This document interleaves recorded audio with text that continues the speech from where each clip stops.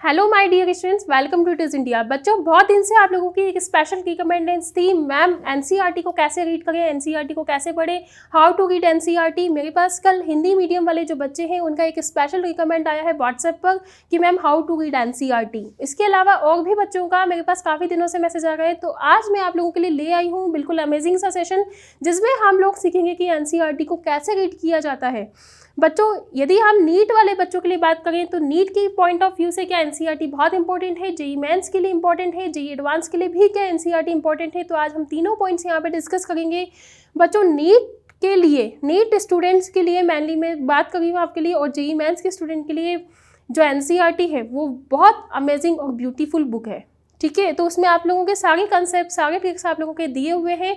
लेकिन नीट वाले बच्चों के लिए किस तरह से इंपॉर्टेंट है, जेईई मेंस वाले बच्चों के लिए कब और कैसे इंपॉर्टेंट है, और जेईई एडवांस वाले बच्चों के लिए कैसे इंपॉर्टेंट है, वो तीनों डिस्कशन आज मैं आप लोगों के सामने यहाँ पे करने वाली हूँ।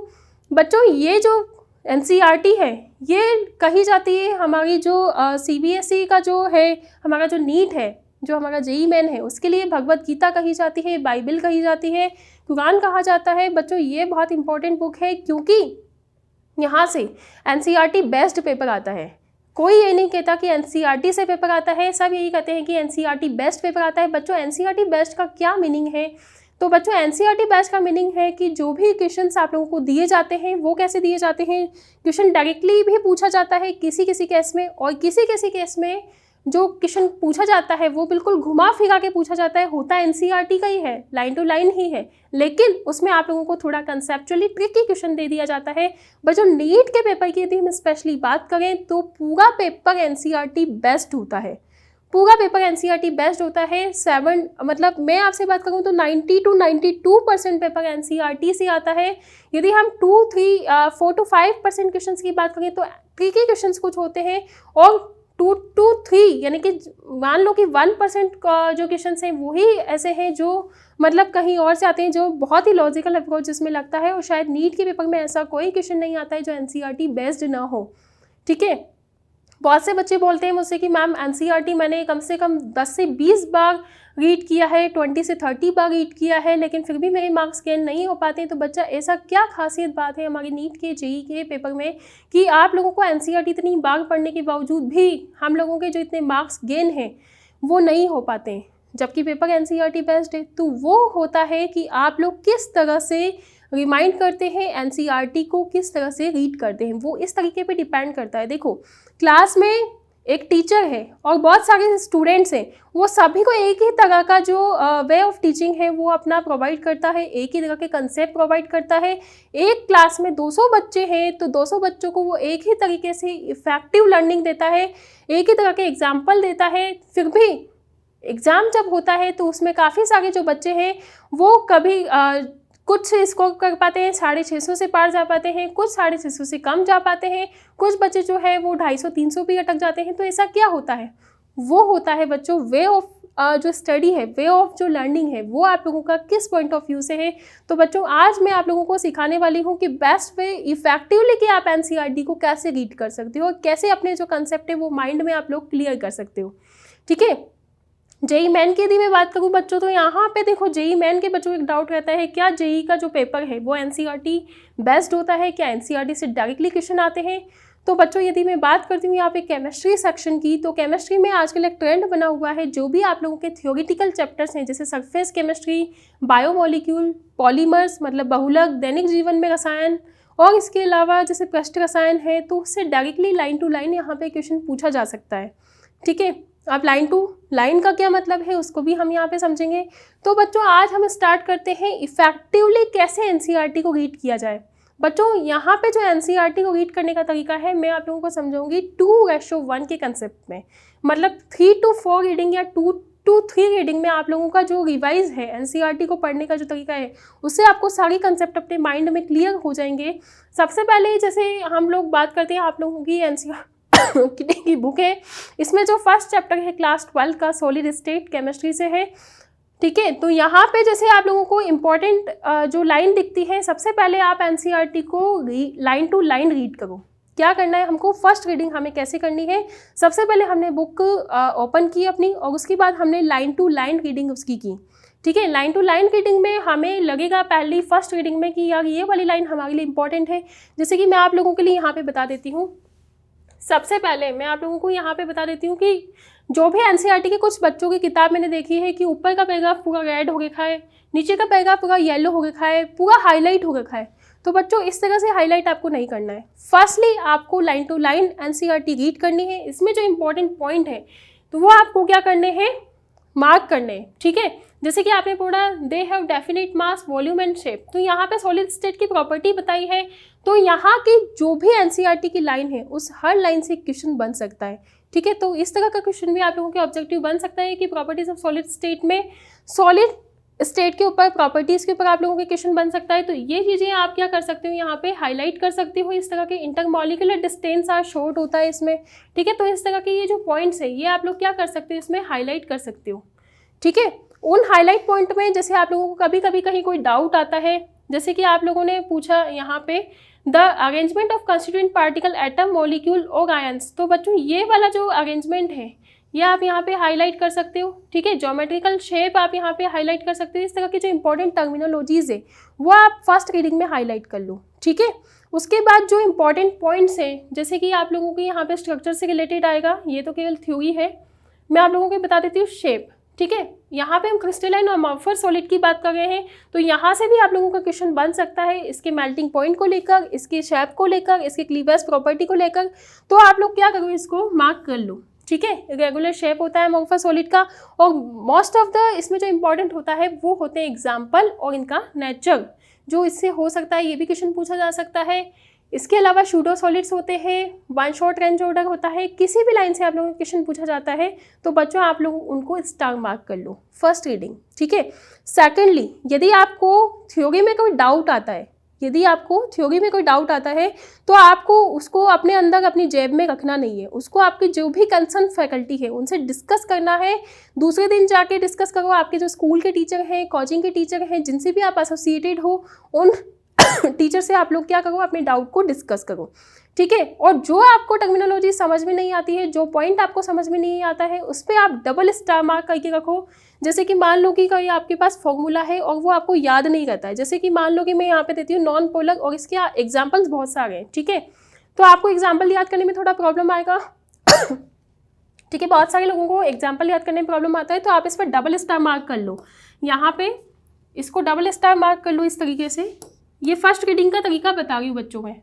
ठीक है, फर्स्ट रीडिंग का जो तरीका है वो यही होता है कि आप इसको डबल स्टार मार्क कर लो, जो इंपॉर्टेंट पॉइंट्स हैं उनको आप हाईलाइट कर लो। ठीक है, उसके बाद यदि हम बोलते हैं इसके सेकंड रीडिंग के बारे में, तो सेकंड रीडिंग में बच्चों आप लोगों को क्या करना है, अपने जो ये आपने हाईलाइटेड पॉइंट्स बनाए हैं, ठीक है, इन लोगों को समराइज वे में आप लोगों को लिखना है। जैसे कि मैं आप लोगों को एग्जांपल दूं कि volume will be increase then temperature will be increase, ये वाली लाइन सपोज आपको दी हुई है। ठीक है, फॉर एग्जाम्पल आप लोग मान लो, तो यहाँ पे जो आपको समराइज करके नोट्स बनाने हैं अपने सेकंड वाले जो रीडिंग है उसमें। ठीक है, तो सेकंड वाली रीडिंग में जब आप समराइज करके नोट्स बनाओगे तो आप ऐसे इस तरह से लिख लो, उस पूरी लाइन को आप इस तरह से लिख लो। यदि वॉल्यूम बढ़ेगा तो टेम्परेचर भी बढ़ेगा। तो एक पूरा लाइन आपको नहीं लिखना है, क्योंकि ऑलरेडी पैराग्राफ सेक्शन में दिया हुआ है। ठीक है, कहाँ से स्टार्ट हो रहा है, कहाँ से खत्म हो रहा है, हमें कुछ पता नहीं है। बस एक एक जो इसकी लाइन है उसमें कुछ ना कुछ अर्थ छिपा हुआ है, तो आप उसको सिंबॉलिक फॉर्म में, मतलब ये मान लो कि आपका 8 से 9 पेज का यदि चैप्टर है, तो आप इसको 1 या 2 या मैक्सिमम 3 पेज में आप इसको समराइज कर लो।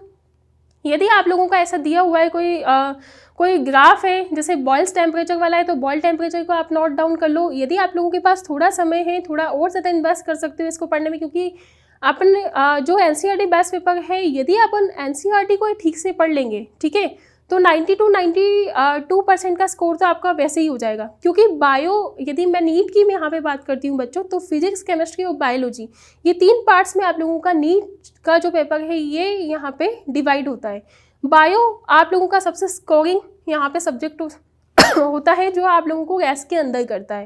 केमिस्ट्री आप लोगों को पुश करेगा, मतलब खींचेगा आप लोगों को रैंक के अंदर लाने का, और जो फिजिक्स होता है वो आप लोगों की रैंक डिसाइड करता है। तो यहाँ पे जो बायोलॉजी का पेपर है बच्चों, यदि मैं बायो की बात करूँ तो पूरा एनसीईआरटी बेस्ड होता है। बस थोड़ा सा कुछ ऊपर से कोटिंग करके उसको थोड़ा सा तगड़ मगड़ के क्वेश्चन आप लोगों से पूछ लिया जाता है। केमिस्ट्री के पॉइंट ऑफ व्यू से हम बात करें तो केमिस्ट्री 3 पार्ट्स में डिवाइड होता है, इनऑर्गेनिक केमिस्ट्री, ऑर्गेनिक केमिस्ट्री और फिजिकल केमिस्ट्री। और बच्चों यदि फिजिक्स की मैं यहाँ पे बात करती हूँ तो फिजिक्स आप लोगों के लिए एग्जाम्पल यहाँ पे इंपॉर्टेंट हो सकते हैं।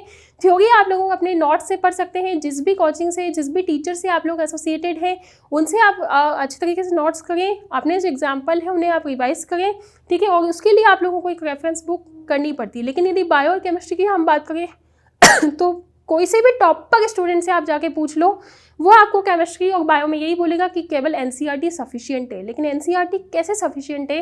तो बच्चों फर्स्ट रीडिंग मैंने आपको करना बताया है, सेकंड रीडिंग में आप लोग जो हाईलाइटेड पॉइंट्स हैं उनको एक बार रिवाइज करो और उनको क्या करो, समराइज मैनर में अपने जो नोटबुक है, ठीक है, उसमें आप लोग एक नोटबुक में उसे बना लो, नोट कर लो उसे। जैसे आपको दिया हुआ है volume will be increase, temperature will be increase, तो या तो आप इसको ऐसे लिख दो प्रोपोर्शनलिटी की फॉर्म में, या फिर आप इसको ऐसे लिख दो इस तरह से, ठीक है। तो आप लोगों के लिए बहुत इजी हो जाता है ये कि आपने एक सिंबॉलिक फॉर्म में उसे लिखा है। लेकिन बच्चों आपको समझने में भी आना चाहिए इस तरीके से आप लिखना। जैसे कोई फॉर्मूला आया, ठीक है, जैसे इसकी हम बात करें सॉलिड स्टेट चैप्टर की, तो इसमें आगे आप लोगों के काफ़ी सारे जो फॉर्मूलाज हैं वो आएंगे। जैसे ये वाला जो आपके एक्सियल एंगल्स हैं, बहुत सारे बच्चों को याद नहीं होते हैं, तो यहाँ पे हमें डबल स्टार मार्क कर लेना है और इनको बार बार आपको रिवाइज करते रहना है। मतलब यदि आप डेली चीज़ों को रिवाइज करोगे तभी काम होगा। जैसे कि आपने फर्स्ट रीडिंग तो कर ली, फर्स्ट चैप्टर की फर्स्ट रीडिंग कर ली, उसके बाद सेकंड रीडिंग जब आप नेक्स्ट डे करोगे सेम चैप्टर की, तो आप लोगों को 12 से 13 मिनट, मैक्सिमम 15 मिनट में आपको पूरे हाईलाइटेड पॉइंट्स वहाँ पे नजर आ जाएंगे।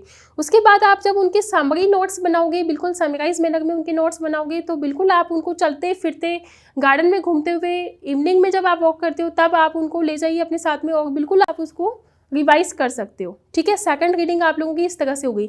और जो आपका इसमें पैराग्राफ में डेटा दिया हुआ है उसको आप टेबल की फॉर्म में, फ्लोचार्ट की फॉर्म में इस तरह से कन्वर्ट कर सकते हो, ठीक है। इस तरह से लिखने पे आपको क्या होता है, चीज़ें ज़्यादा मेमोराइज होती है। एक होता है ना कि पैराग्राफ की फॉर्म में यदि हम कोई चीज़ लिखते हैं तो हमें कम याद होती है, और यदि हम उसे पॉइंट्स बना लेते हैं तो पॉइंट्स हमें जल्दी मेमोराइज होते हैं। ये एक साइकोलॉजिकल फैक्ट भी है कि हमें पॉइंट्स की फॉर्म में चीज़ें बहुत जल्दी याद होती है, ठीक है। तो आप उनके पॉइंट्स बना लो बच्चों।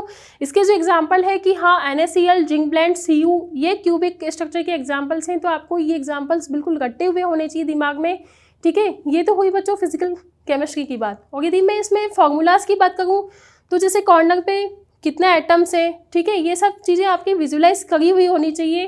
8 × 1/8 हमने यहाँ पे किया है, क्योंकि 8 यहाँ पे एटम क्या है, कॉर्नर्स पे है, तो 1/8 पार्ट में कैसे डिवाइडेड होंगे। कॉर्नर का हम कैसे निकालते हैं, फेसेस पे जो एटम प्रेजेंट है उनका हम कैसे निकालते हैं, मतलब फलक पे जो हमारी परमाणु प्रेजेंट है उसका हम कैसे निकालेंगे, एजेस पे जो प्रेजेंट है उनका हम कैसे निकालेंगे, ठीक है। तो ये सारी चीज़ें क्या होनी चाहिए, हाईलाइटेड होनी चाहिए यहाँ पे, ठीक है, फर्स्ट रीडिंग में। उसके बाद यदि मैं आप लोगों को यहाँ पे बात करूँ, मैंने फर्स्ट रीडिंग आप लोगों को बता दिया, सेकंड रीडिंग आप लोगों को बता दिया, और थर्ड रीडिंग में आप लोगों को क्या करना है बच्चों, जब आप प्रॉपर नोट्स अपने बना लेते हो तो आप लोग इसका क्या करो, डेली रिवाइज करो, ठीक है। क्या करना है आपको, इन सब चीज़ों का डेली रिविजन करना है। और साथ में जो एग्जाम्पल दिए हुए हैं आपके, जो पीछे टेक्स्ट बुक की एक्सरसाइज दी हुई है, इससे आपको ये पता लग जाता है केमिस्ट्री के अंदर कि आप लोगों को मतलब सॉल्व करने की अप्रोच किस तरह से आती है, क्योंकि इसमें काफ़ी सारे जो न्यूमेरिकल्स हैं। ऑर्गेनिक केमिस्ट्री की हम बात करें तो इसमें काफ़ी सारी सीक्वेंस वाली रिएक्शंस आप लोगों को दी हुई है, और इनऑर्गेनिक केमिस्ट्री की यदि हम बात करें तो उसमें भी काफ़ी सारे रिएक्शंस के टाइप्स आपको दिए हुए हैं। तो पीछे के जो एग्जाम्पल्स, जो पीछे की एक्सरसाइज है उसको सॉल्व करने की कोशिश करें, देन फिर आप MCQ पे जाएँ, ठीक है।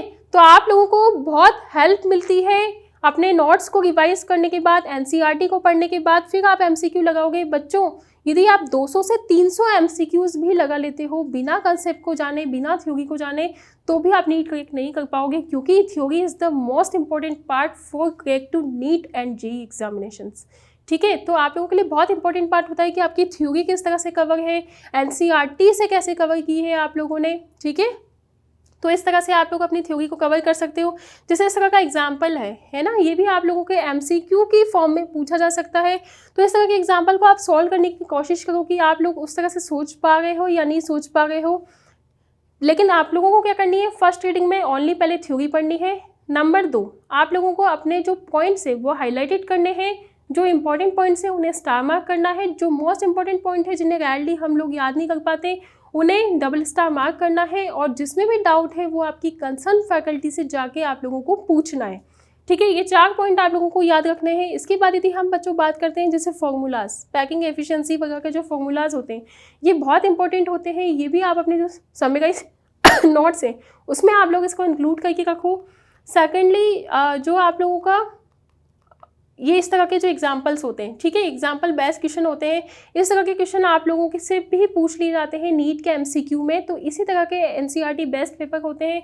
इसके अलावा कुछ भी और भी एग्जाम्पल देके आप लोगों से एमसीक्यू पूछ लिए जाते हैं। तो पहले आप एनसीईआरटी को रीड करें, उसके बाद 2-3 बार आप परफेक्टली इसको रीड करो, उसके बाद आप इनके क्वेश्चंस पे जाओ, देन फिर आप एमसीक्यू लगाओ। इजीली आप लोगों से एमसीक्यू लग जाएगा, लेकिन आप पहले थ्योरी रिवाइज करो, ठीक है।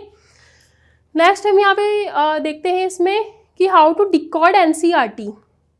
बच्चों हाउ टू डिकोड एनसीईआरटी का क्या मतलब है, कैसे डिकोड करें हम एनसीईआरटी को पैराग्राफ की फॉर्म में आप लोगों को यहाँ पे दिया हुआ है।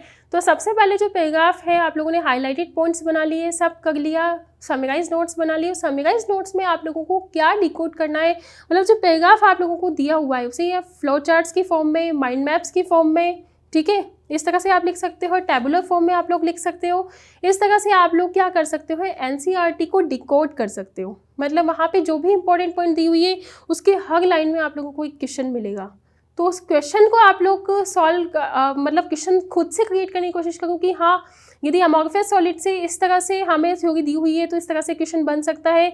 यदि हमें बर्च रिडक्शन दिया हुआ है, एल्डोल कंडेंसेशन दिया हुआ है तो इस तरह से यहाँ पे क्वेश्चन बन सकता है हमारे कि यदि एल्डिहाइड की रिएक्शन जैसे हाँ माइंड मैप्स आप लोग कैसे बनाओगे, जैसे कि मान लो कि आप लोग रिएक्शन है, सपोज हम लेते हैं एल्डोल कंडेंसेशन, मोस्टली कौन देते हैं, या तो एल्डिहाइड देता है या कीटोन देता है। तो यहाँ पे जैसे कि मैंने लिखा RC≡OH, ठीक है, एनसीईआरटी में दिया हुआ है एल्डिहाइड, कहीं बाहर से तो नहीं है, ठीक है। यहाँ पे देखो जैसे कि दिया हुआ है कंसंट्रेटेड NaOH के साथ कौन सी रिएक्शन होगी, यदि मान लो कि मैंने यहाँ पे लिया कंसंट्रेटेड या सांद्र NaOH, ठीक है, और यहाँ पे मैंने लिया तनु या डाइल्यूट NaOH, यहाँ पे मैंने लिया, ठीक है। तो इस केस में रिएक्शन कौन सी होगी, कैनिजारो, और इस केस में जो रिएक्शन होगी वो क्या होगी, एल्डोल, और दोनों में जो प्रोडक्ट है उनका क्या डिफरेंस होगा। ये इस तरह से आपको चीज़ें डिकोड करनी है माइंड मैप्स की फॉर्म में कि एक ही रिएक्टेंट है, एक ही अभिकारक है, लेकिन इन दोनों का जो यदि यहाँ पे मैंने कंसंट्रेटेड ले लिया, रिएक्टेंट भी सेम ही है, हम क्या ले गए NaOH ले गए दोनों केसेस में, लेकिन एक में क्या ले गए हैं, कंसंट्रेटेड ले गए हैं, दूसरे में हम डाइल्यूट ले गए हैं। तो दोनों का आपको क्या होना चाहिए, फ़र्क याद होना चाहिए, दोनों में क्या प्रोडक्ट बनेगा वो भी आप लोगों को याद होना चाहिए, ठीक है बच्चों। इसके बाद यदि हम बात करें इसमें कि यहाँ पे जो आप लोगों के लिए इम्पॉर्टेंट है, क्या इम्पॉर्टेंट है कि फर्स्ट रीडिंग में आप लोगों को मैंने बताया है, उसको मैं थोड़ा समराइज कर देती हूँ कि एनसीईआरटी को फर्स्ट रीडिंग में हम लोग कैसे पढ़ें। तो read NCERT line to line carefully, having doubt, यदि आप लोगों को डाउट है तो आप अपनी कंसर्न फैकल्टी से पूछो, डिस्कस। आपको मतलब अपनी तिजोरी अपनी जैब के अंदर डाउट नहीं रखना है, आपको जो भी आपका स्कूल का टीचर है, कोचिंग का टीचर है, उसे आप लोगों को पूछना है कि एनसीईआरटी में जो आप लोगों की लाइन में डाउट आया है या फॉर्मूलाज में डाउट आया है या न्यूमेरिकल सॉल्व करने में डाउट आया है, तो आपको हैंड पॉइंट पूछना है ताकि आपका माइंड क्लियर रहे, ठीक है। और उस जहाँ पे आपको डाउट आया है वहाँ पे आप रेड पेन से मार्क कर लीजिए ताकि जब आप रिवाइज करोगे कॉन्सेप्ट तो आपको मेमोराइज हो जाएगा कि हाँ यार मेरे पास फर्स्ट रीडिंग में उस समय डाउट आया था, ठीक है। नेक्स्ट यदि सेकंड रीडिंग की हम लोग यहाँ पे बात करते हैं तो आप लोगों को मैंने बताया है कि समराइज नोट्स में आप लोग बनाओ, ठीक है। एवरी लाइन से यहाँ पे हर लाइन से क्वेश्चन उठ सकता है। जैसे डिफेक्ट्स की हम लोग बात करें तो वहाँ पे भी एक लाइन दी हुई है FE 0.93, इस तरह का आप लोगों को एक त्रुटि वाला क्वेश्चन दिया हुआ है। तो बच्चों उस वाले लाइन वो केवल वहाँ पे दी हुई है, लेकिन न्यूमेरिकल उसके एक्सरसाइज में उसका दिया हुआ है। तो वहाँ पे आपको एक्सरसाइज जो है एनसीईआरटी के पीछे की वो भी इम्पॉर्टेंट है, वो आप लोगों को लॉजिकल थिंकिंग डेवलप करती है कि इस तरह से आप लोग एमसीक्यू में सॉल्व कर पाते हो या नहीं कर पाते हो, ठीक है। उसके बाद आपको जो फॉर्मूलाज हैं वो ब्लॉक बना के आप लोगों को लिखने हैं। पैकिंग एफिशिएंसी का फॉर्मूला है या लास्ट जो समीकरण आप लोगों की आती है उसका फॉर्मूला है ठीक है। आपको जो रिएक्शन है वो लिखनी है, चाहे इनऑर्गेनिक के रिएक्शन से चाहे आप लोगों के ऑर्गेनिक के रिएक्शन से। जो कलर रिएक्शन से उन पे मेनली फोकस करना है, क्योंकि आजकल कलर रिएक्शंस भी आप लोगों की पूछी जाती है कि जैसे जो आरबीसी टेस्ट है वो कौन से एल्कोहल्स देते हैं, कौन से एल्कोहल्स नहीं देते हैं, ठीक है। सेरिक अमोनियम नाइट्रेट टेस्ट है वो एल्कोहल तीनों तरह के एल्कोहल देते हैं, ठीक है। इस तरह के जो मोस्ट इंपॉर्टेंट पॉइंट है वो आप लोगों को याद रखना है। Right concept in formula form, जो भी कंसेप्ट फॉर्म है, जैसे कि मैंने आपको पहले भी बताया था कि जैसे प्रेशर इंक्रीज हो रहा है तो टेम्परेचर भी डिक्रीज होगा, या इस तरह का कोई कंसेप्ट है तो आप इसको बिल्कुल सिंबॉलिक फॉर्म में लिखिए कि pressure is inversely proportional to temperature, या प्रेशर डिक्रीज का साइन लगा दीजिए, टेम्परेचर को इंक्रीज का साइन लगा दीजिए। इस तरह से आप अपना सिंबॉलिक फॉर्म में बिल्कुल एक शॉर्ट मैनर में एक लाइन को फॉर्मूला में कन्वर्ट कर दो, ठीक है। यदि होगा पॉसिबल है तो आप उसे ऐसे ही कन्वर्ट करो, ठीक है। और जो आपको एंड में रिवाइज करना है सब टॉपिक्स, जैसे कि मैं मॉल कंसेप्ट की बात करती हूँ तो वो 5 टॉपिक सब टॉपिक उसके होंगे। सबसे पहले यदि हम मॉल कंसेप्ट की बात करें तो आपको सब टॉपिक पता होने चाहिए कि उस चैप्टर में सब टॉपिक कौन कौन से हैं। मॉल कंसेप्ट की बात करें तो नंबर ऑफ मोल्स आप लोगों के निकालना है, some basic concept of chemistry जो आपका केमिस्ट्री का फर्स्ट चैप्टर है उसमें आपको मॉल कंसेप्ट दिया हुआ है, उसमें नंबर ऑफ मोल्स आपको कैलकुलेट करना सिखाया है। सेकेंडली यदि मैं बात करूँ तो लिमिटिंग रिएजेंट सीमांत अभिकर्मक आप लोगों को उसमें दिए हुए हैं, स्टोइकियोमेट्री कैलकुलेशन आप लोगों को दी हुई है। 4th नंबर पे आता है जो आपकी कंसंट्रेशन टर्म्स, जो आपकी मोलिलिटी, मोलिलिटी, नॉर्मलता, ये सब आप लोगों को निकालना उसमें दी हुई है। तो इस तरह के ये जो 4-5 कंसेप्ट है ये आप लोगों को याद होने चाहिए कि हाँ इस चैप्टर में ये कंसेप्ट हमारे आते हैं, ठीक है। उसके बाद जैसे हम बात करते हैं revise star mark important point, जो भी आप लोगों ने फर्स्ट रीडिंग में स्टार मार्क लगाए थे, हाइलाइट्स लगाए थे, ठीक है, उनको आपने समराइज नोट से बना लिया तो ठीक है, और नहीं बनाया है तो आप उनको रिवाइज कीजिए। वैसे मैं आपको एक पर्सनल सजेशन देना चाहूँगी कि आप उन्हें एक शॉर्ट नोट्स में कन्वर्ट कर लीजिए, ठीक है। नेक्स्ट हम देखते हैं थर्ड रीडिंग। तो थर्ड रीडिंग में बच्चों जो read NCERT through your summarise notes, मतलब यदि आप समराइज नोट्स बनाते हैं तो आप लोगों के लिए काफ़ी बेनिफिशियल वो नोट्स होते हैं जो आप लोगों को हेल्प करेंगे किस समय, जब आपका जो एनसीईआरटी बेस्ड पेपर होता है उस ट्रिक्स को सोल्व करने में। यदि आपको सारा पेपर जो सारा एनसीईआरटी है वो क्या हो जाता है, बिल्कुल फिंगर पे याद रहता है, आपको बिल्कुल माइंड में एक लॉजिकल थिंकिंग के साथ आप लोगों को याद रहता है, बिल्कुल विजुअलाइजेशन के साथ आप लोगों को याद रहता है। तो ये तरीका होता है इफेक्टिवली एनसीईआरटी को कैसे रीड किया जाए उसका, ठीक है। नेक्स्ट हम यहाँ पे देखें तो बच्चों देखो this is the best way of understanding to NCERT. सबसे पहला कि आपने रीडिंग की है, दूसरा कि आपने अंडरस्टैंडिंग की है अपने समराइज नोट्स को बना के, ठीक है, और तीसरा कि आपने माइंड मैपिंग की है कि हाँ यार यदि एल्डिहाइड आ रहा है कंसनट्रेटेड NaOH के साथ रिएक्शन हो गई तो ये प्रोडक्ट बनेगा, डाइल्यूट NaOH के साथ यदि हमें रिएक्शन करनी है तो ये प्रोडक्ट बनेगा। रिएक्टेंट सेम है, रिएजेंट सेम है, लेकिन किसका फर्क पड़ रहा है, या तो डाइल्यूशन का फर्क पड़ेगा या टेम्परेचर का फर्क पड़ेगा। जिस भी तरीके से वेरिएशंस आता है उसी तरीके को कहते हैं माइंड मैपिंग। तो यही सबसे बेस्ट इंपॉर्टेंट तरीका है एनसीईआरटी को लर्न करने का। जैसे कि मान लो कि आप पैराग्राफ की फॉर्म में उसे पढ़ते हैं तो उससे बच्चों कोई फ़ायदा होने वाला नहीं है, क्योंकि वो बिल्कुल रट्टाफिकेशन वाली उसमें जाता है, ठीक है। वो गट्टा हमें नहीं मारना है, कितना भी गट्टा आप मार लो, 40 बार, 50 बार, 100 बार, 150 बार आप वो गट्टा मार लो, लेकिन पैराग्राफ की फॉर्म में तो भी आप कुछ ना कुछ तो भूलोगे। कितना भी ट्राई कर लो आप कुछ तो उसमें मिस करोगे ही सही, ठीक है। तो हमेशा अपनी जो चीज़ें हैं उनके प्रॉपर स्ट्रैटेजी के साथ, प्रॉपर प्लानिंग के साथ आप लोग पढ़ोगे तो बिल्कुल भी आप लोग डिस्ट्रैक्ट नहीं होगे, ठीक है। और हम इसमें देखते हैं कि अब हम बात करते हैं केमिस्ट्री में इनऑर्गेनिक केमिस्ट्री के लिए क्या इनफ है एनसीईआरटी। तो बच्चों एनसीईआरटी नीट वाले बच्चों के लिए यदि मैं बात करती हूँ तो एनसीईआरटी सफिशिएंट है नीट वाले बच्चों के लिए। इनऑर्गेनिक केमिस्ट्री में लाइन टू लाइन पेपर आता है, जैसे कि मैं बात करूँ कोऑर्डिनेशन कंपाउंड्स की, केमिकल बॉन्डिंग की, और यदि मैं बात करूँ ब्लॉक केमिस्ट्री की तो बिल्कुल लाइन टू लाइन वहाँ से रिएक्शन उठ के आता है, ठीक है। तो यदि मैं जेईई मेन वाले बच्चों के लिए बात करूं तो जेईई मेन वाले बच्चों का भी यही कंसेप्ट है। जो ब्लॉक केमिस्ट्री है, जो भी टॉपिक बच्चा आप लोग पूछ लोगे वो सिर्फ आपको ये सजेस्ट करेगा कि बच्चों इनऑर्गेनिक केमिस्ट्री में आप किसको प्रीफर करो, एनसीईआरटी को, ठीक है।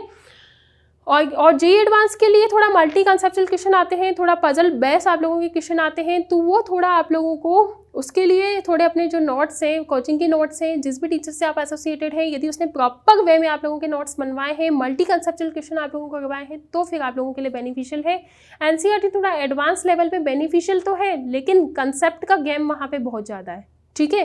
तो जेईई मेंस तक तो बिल्कुल एनसीईआरटी आप लोगों के लिए बहुत ज़्यादा इनफ है, ठीक है।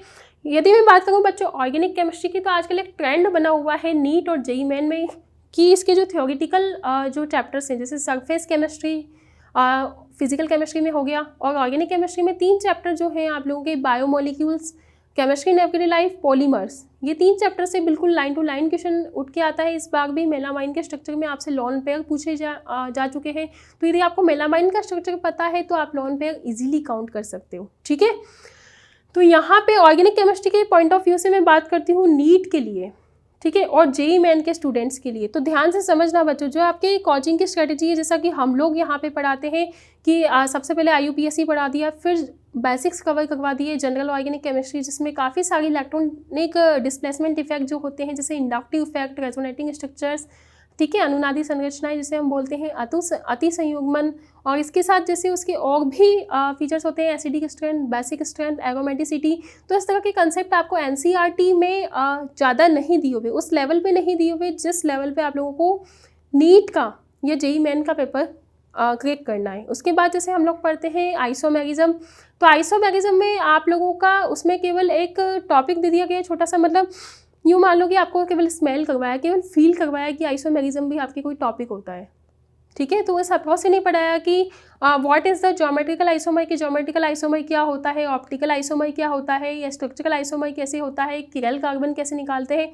तो उस पॉइंट ऑफ व्यू से थोड़ा सिस्टेमेटिक वैसे आप लोगों को कोचिंग के नोट्स प्रिपेयर करने पड़ेंगे, क्योंकि ऑर्गेनिक केमिस्ट्री में एक कंसेप्चुअली तरीके से हम लोग रिवाइज करते हैं। जो NCERT में दिया हुआ है वो दिया हुआ तो है, जैसे कुछ मेथड दिए हुए हैं उसमें, जैसे नाइट्रोजन का जो डिटेक्शन है वो दिया हुआ है, सल्फर का डिटेक्शन दिया हुआ है, एलिमेंटल एनालिसिस जिसको हम बोलते हैं क्वालिटेटिव एनालिसिस, वो आप लोगों को यहाँ पे दिया हुआ है।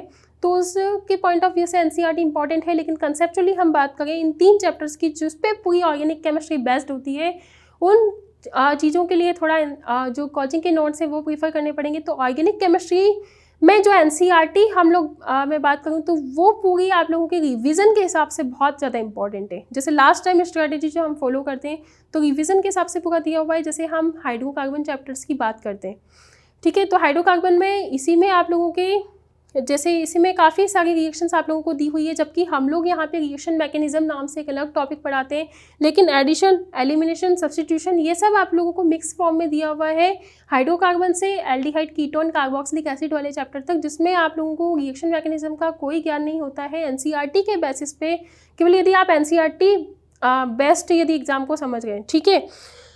तो ऑर्गेनिक केमिस्ट्री में आप लोगों को इसका कोई वे वहाँ पे नहीं मिलता है कि कितनी टाइप्स की रिएक्शंस होती है, एलिमिनेशन रिएक्शन क्या होता है, एडिशन क्या होता है, ठीक है। तो इसको पहले तो समझना बहुत ज़रूरी है। उसके बाद फिर हम जाते हैं रिएक्शंस पे, केमिकल प्रॉपर्टीज़ पे, तो वो आपको NCERT दिया हुआ है। तो ऑर्गेनिक केमिस्ट्री के बेसिस पे यदि मैं बोलना चाहूँ तो 3 चैप्टर बहुत इंपॉर्टेंट है, उन्हें आप NCERT से रीड करें, और बाकी के जो जिसके चैप्टर्स हैं जैसे IUPAC और GOC, आइसोमेरिज्म, हाइड्रोकार्बन से कार्बोक्सिलिक एसिड तक के जो टॉपिक है, एमीन्स वाला जो चैप्टर है, उसमें आप कोचिंग के नोट्स प्रिपेयर कर सकते हैं, क्योंकि उसमें कंसेप्चुअली आप लोगों को पढ़ाया जाता है। पूरा ऑर्गेनिक केमिस्ट्री जो आपके नीट और जेई लेवल के लिए इंपॉर्टेंट है, वो रिएक्शन का मैकेनिज्म आप लोगों को बताया जाता है। जैसे कि मैं बात करती हूँ Markovnikov rule, anti Markovnikov rule, Saytzeff rule, ये आपको NCERT में तो दिए हुए हैं, लेकिन ये आपके लास्ट टाइम रिविजन स्ट्रैटेजी में काम आते हैं बच्चों, ठीक है। और फिजिकल केमिस्ट्री के लिए मैं आपसे बात करूँ तो फिजिकल केमिस्ट्री में थ्योरी इज़ द सफिशिएंट है। NCERT से यदि आप इसको रीड करते हो, लेकिन MCQs लगाने के लिए आपको कोई ना कोई जैसे जो कोचिंग के मॉड्यूल्स हैं या फिर आप लोगों को जो बुक है, ठीक है, वो आप लोगों को प्रीफर इसमें करनी पड़ती है। और इसके जो पीछे के एग्जाम्पल हैं वो भी आप लोगों की लॉजिकल थिंकिंग को डेवलप करते हैं। तो इस तरह से फिजिकल इन ऑर्गेनिक का कॉम्बिनेशन मैंने आप लोगों को बता दिया है नीट और जेई दोनों के लिए, ठीक है। इसके बाद यदि हम कंक्लूजन पॉइंट पे निकालें तो आपको फर्स्ट रीडिंग में मैंने बताया था कि केयरफुली आपको NCERT रीड करनी है, जो इंपॉर्टेंट पॉइंट्स हैं उनको आप लोगों को हाईलाइट करना है, समराइज नोट्स बनाना है। 2:1 के कंसेप्ट में आप लोगों को ये करना है। मतलब 2:1 का क्या मीनिंग है, मतलब फर्स्ट रीडिंग, सेकंड रीडिंग में आप लोगों ने समराइज नोट्स बनाए, और थर्ड रीडिंग में आप लोगों ने उस समराइज नोट्स को क्या किया, रिवाइज किया, ठीक है। उसके बाद आप लोगों ने जो अपने समराइज नोट्स हैं उनको अलमारी में जाके नहीं रखना है, ठीक है। उनको डेली आपको 20 to 30 मिनट्स आप लोगों को रीड करना है, तब जाके आपको NCERT कवर हो पाएगा। तो बच्चों ये सबसे इफेक्टिव तरीका था आप लोगों के NCERT को रीड करने का, ओके।